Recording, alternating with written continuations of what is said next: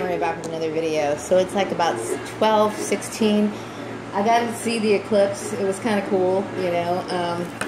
But, you know, it was kind of, I guess, kind of a disappointment as well, too. Because, you know, I was hoping I could see, like, a complete blackout. Unfortunately, it wasn't quite that dramatic. So I went to the grocery store, picked up my items, and I'm actually glad I got home earlier than I expected, because I really didn't want to be outside. I just didn't really want to be around people right now. I'm just not in the mood for that right now. So I was thinking today about how, you know, sometimes, you know, I don't necessarily agree with a lot of philosophies and ideas of certain people. Whether that be influential people or people who just, like, you know, are everyday common person walking down the street, okay? But there's oftentimes people say things that are so profound that, you know, I have to say, you know, okay, I got to give them credit, you know, there's some truth in that, you know? So I wanted to talk a little bit today about Anton LaVey. Now, I am not a Satanist by any means, okay? And Anton LaVey, by some people's terms, wouldn't be considered a Satanist either, even though he was the author of the Satanic Bible. Now, Anton LaVey didn't necessarily believe in Satan, okay? What he was doing was he was noticing the hypocrisy that so much was going on in the Christian church that he decided to flip it around and make it the opposite. I would say, if anything, Anton LaVey was more somebody who just was like a humanist, but that he didn't really believe that there was actually a Satan. He was just putting a different spin on it, okay? A lot has been said about Anton LaVey. Anton LaVey was really popular in the 1960s, and he started his movement in the San Francisco area. And a lot of people were affiliated with his movement. That would include people like Sammy Davis Jr. actually aligned himself with Anton LaVey for a short period of time. And now, you know, back in the 90s, I was looking at all kinds of different material. I mean, my brain was just open to all kinds of just information. So I remember picking up a copy of his book. Now, mind you, like I said, I am not a Satanist. Do not think that I'm a Satanist. I'm not, okay? But I'm the kind of person who has a very open mind when it comes to taking on different people's ideas, views, and angles on things. So this is something that I thought was funny, because some of the things that he said, I have to agree with. Because one thing about Anton LaVey that I noticed about him, he was very self-promoting, okay? And almost to the point of where I feel as though he kind of lacks credibility as far as some of the things that he said about himself, because I thought he was more like of a charlatan, if anything else. He was kind of a con man in a lot of ways, okay? However, I do agree with some of the things that he said, okay? So the first thing that I wanted to say that I agree with that he said was, do not give opinions or advice unless you are asked. Completely agree with that, okay? Unless, of course, somebody's asking for your advice, don't give it to them, because you're actually intruding upon their turf, you know? So a person doesn't necessarily have to align themselves with a religion, okay, to agree with some of the things that are said. But that's something I do agree with. Number 2, do not tell your troubles to others unless you are sure they want to hear them.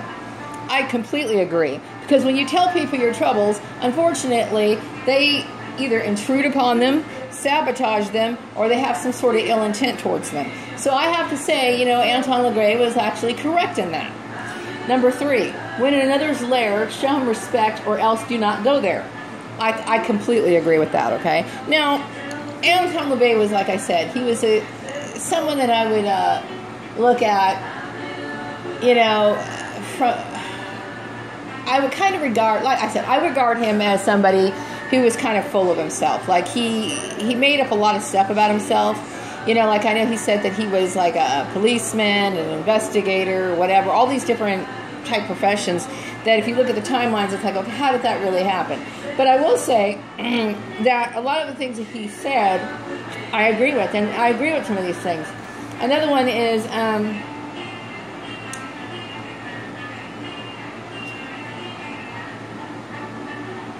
oh, okay. When walking in an open territory, bother no one. If someone bothers you, ask him to stop. If he does not stop, destroy him. I absolutely agree with Anton LaVey on that one.